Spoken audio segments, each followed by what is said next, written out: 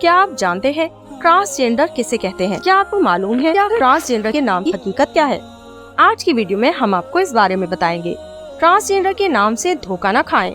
وہ 4 شہر تھے، آبادی تقریباً 10 لاکھ کے قریب تھی، صبح کا وقت تھا، وہ سب اپنے اپنے کام کاج میں مصروف تھے۔ اچانک ہلکی سی گڑگڑاہٹ کی آواز پیدا ہونے لگی اور زمین ہلنے لگی۔ ایسا لگا جیسے زلزلہ آ گیا ہو۔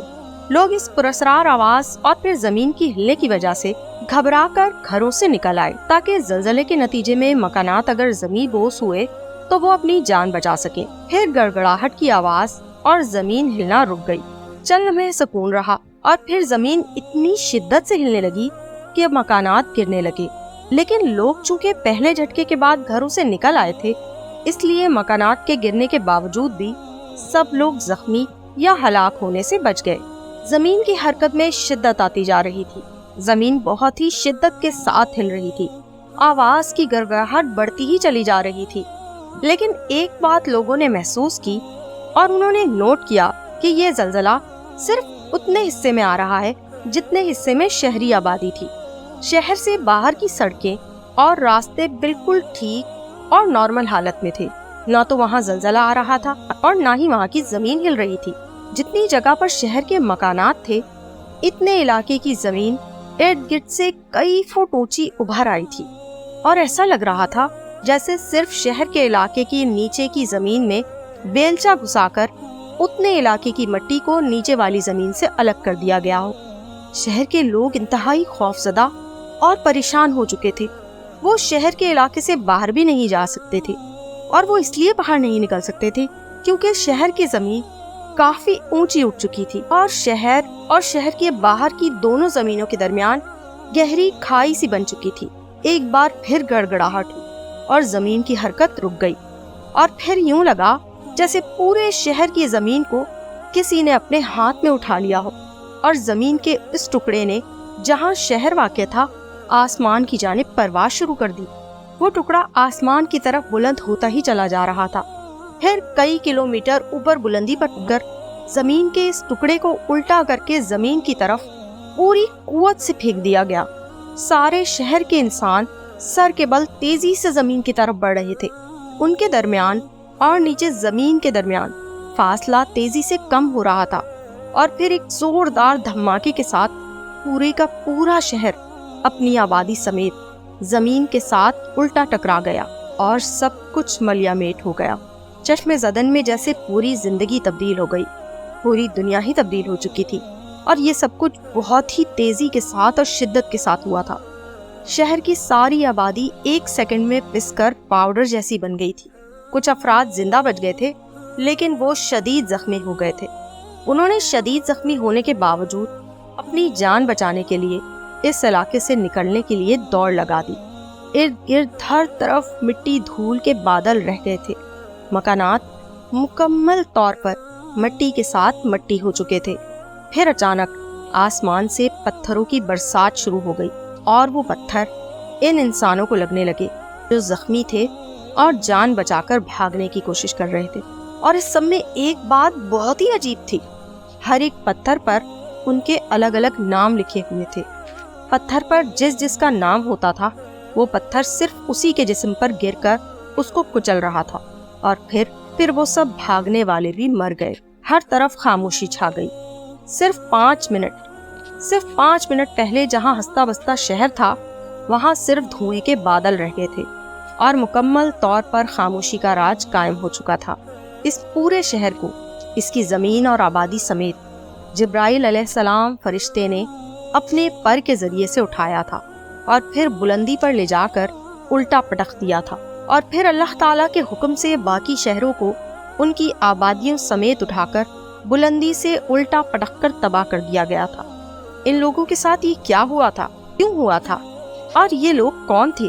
یہ سب لوگ بدترین عذاب الہی کا شکار ہوئے تھے۔ یہ سب حضرت لوط علیہ السلام کی قوم سے تعلق رکھتے تھے۔ یہ سب ایک ایسے گناہ کے عادی تھے جو بدترین تھا، انتہائی بدترین تھا۔ کچھ دن پہلے پاکستان کا پہلا ٹرانسجینڈر ڈاکٹر بن گیا یا بن گئی۔ اسے خوب پروموٹ کیا جا رہا ہے، سر آنکھوں پر بٹھایا جا رہا ہے सोशल मीडिया, इलेक्ट्रॉनिक मीडिया पर यूं लगता है जैसे एक तूफान आ गया हो। सिर्फ यही एक खबर हर तरफ तेजी से फैलाई जा रही है। एक ऐसा बहुत बड़ा गिरोह जो पाकिस्तान में ज़ेरे ज़मीन और दुनिया भर में सरेआम मौजूद है, ट्रांसजेंडर नामी लानत को इज्जतदार और फितरत के ऐन मुताबिक साबित करने में मसरूफ है। ये ट्रांसजेंडर कौन है? ये एक मुकम्मल मर्द है। जिस्मानी तौर पर इसके अंदर कोई नुक्स नहीं था, शादी करने और औलाद पैदा करने की सलाहियत से माला माल था, लेकिन इसके अंदर नफ्सियाती तौर पर ऐसी खराबी पैदा हो गई थी कि ये लड़कियों की तरह नाजो अदा दिखाने लगा। ये लड़की तो नहीं था, लेकिन इसने खुद को लड़की तस्वर कर लिया। इसके अंदर हम जिन्स परस्ती की इल्लत पैदा हो गई। पाकिस्तान में सन 2018 में एक कानून पास हुआ जिसके तहत ऐसे लोग जो मर्द होने के बावजूद खुद को औरत समझते हैं या औरत खुद को मर्द समझती है, वो खुद को अपनी मनपसंद जिन्स के तौर पर पेश कर सकते हैं। चुनांचे इसने भी खुद को ट्रांसजेंडर औरत के तौर पर नादरा के ऑफिस में रजिस्टर करवा लिया। अब ये जिस्मानी तौर पर मर्द खुद को ज़हनी तौर पर औरत साबित करके ट्रांसजेंडर बन चुका है, क्योंकि इसे ये करने की आज़ादी इस मुल्क ने दी है। अगरचे वो मर्द है, लेकिन अगर वो सिर्फ ज़हनी तौर पर खुद को औरत समझता है तो उसे खुद को औरत के तौर पर शो करने के सभी हुकूक मिलने चाहिए। ये जिस्मानी तौर पर नॉर्मल मर्द है तो होता रहे, इसे कागजात में ट्रांसजेंडर औरत के तौर पर समझा जाए। बाज लोग हिजड़ों को ट्रांसजेंडर समझ लेते हैं, ये शदीद गलतफहमी है। इन बेचारों को तो कोई पूछता भी नहीं।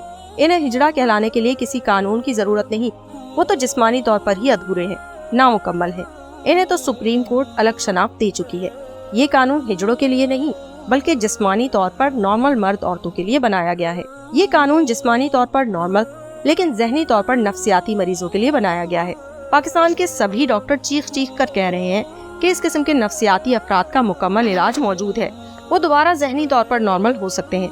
तो फिर इन्हें हमजिन्स परस्ती की तरफ राग़िब क्यों किया जा रहा है? ये नए बनने वाले कानून की मेहरबानी है कि जिस्मानी तौर पर मुकम्मल मर्द खुद को औरत करार देकर किसी दूसरे मर्द के साथ शादी करके दोनों फिर हम जिन्स परस्ती की जिंदगी गुजार सकते हैं। ऐसा कानून हजरत लूत अलैहिस्सलाम की इस कौम के अंदर भी नहीं बन सका था, जिसे इस गुनाह की पादाश में बदतरीन अजाब का निशाना बनाकर रूए जमीन से इसका वजूद ही मिटा दिया गया था। ये अजाब इलाही को दावत देने की कोशिश की जा रही है। याद रखिए, इस कानून के जरिए हम जिन्स परस्ती जैसे अजीम गुनाह को पाकिस्तान जैसी मुसलमान रियासत में जायज करार दे दिया गया है और सभी पाकिस्तानी या तो लाइल्मी की वजह से खामोश है या फिर जबरन खामोश करवा दिए गए हैं। हाँ, इन हम जिन्स परस्तों के लिए आसानी पैदा कर दी गई है। जिस तरह चाहें ये अपने मनपसंद गुनाह का सिलसिला जारी रख सकते हैं। हजरत लूत अलैहिस्सलाम की कौम में कुछ लोग ऐसे थे जो इस गुनाह से शदीद नफरत किया करते थे।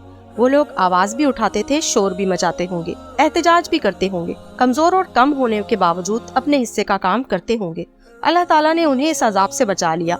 वो दुनिया और आखिरत में भी अल्लाह की पकड़ से बच गए और जन्नत में अपना घर बना चुके थे। फितनों के लिहाज से ये बहुत मुश्किल तरीन वक्त है। अब हक की आवाज बुलंद करना नामुमकिन बना दिया गया है। इस गुनाह का सब मीडिया वालों को इल्म है, लेकिन इन्हें रोजी रोटी के शिकंजे में इस तरह जकड़ दिया गया है कि इनकी रूहें भी कैद हो गई हैं, ज़मीर मर गए हैं, आवाज नहीं उठा सकते। नबी करीम सल्लल्लाहु अलैहि वसल्लम का फरमान है कि गुनाह के खिलाफ ज़बानी कलामी आवाज उठाने वालों का ईमान दिल में बुरा कहने वालों से एक दर्जा ऊपर होता है। मैं कोशिश करता रहूंगा कि अपने आप को ईमान के इस दर्जे पर लाजमी कायम रखूं जिसमें सिर्फ दिल में बुराई को बुरा ना कहा जाता हो, बल्कि बुराई के खिलाफ आवाज बुलंद की जाती हो। याद रखिए और किसी गलत फहमी में मत रहिए कि अजाब सिर्फ पुरानी कौमों पर ही आया करता था, पत्थर सिर्फ उन्हीं पर बरसते थे, चेहरे सिर्फ उन्हीं के मस्क होते थे। नहीं, ऐसा नहीं है। ये शदीद गलत फहमी है। नबी करीम सल्लल्लाहु अलैहि वसल्लम ने एक हदीस में ये भी फरमाया है कि जब गुनाहों का ये आलम होगा तो इंतजार करो तेज आंधियों का, आसमान से पत्थरों के बरसने का, चेहरे मस्क होने का और जमीन में धसाए जाने का। अल्लाह ताला हमें अपने हिस्से का काम करने की तौफीक और हिम्मत अता फरमाए। आमीन सुम आमीन। तो दोस्तों, मैं उम्मीद करती हूँ कि हमारी आज की वीडियो आपको पसंद आई होगी। अगर आपको हमारी आज की वीडियो पसंद आई तो हमारे चैनल मालूमात को लाइक कीजिए और शेयर कीजिए और बेल आइकन को दबाना बिल्कुल मत भूलिए ताकि हर नई आने वाली वीडियो की नोटिफिकेशन आपको मिलती रहे। अल्लाह हाफिज।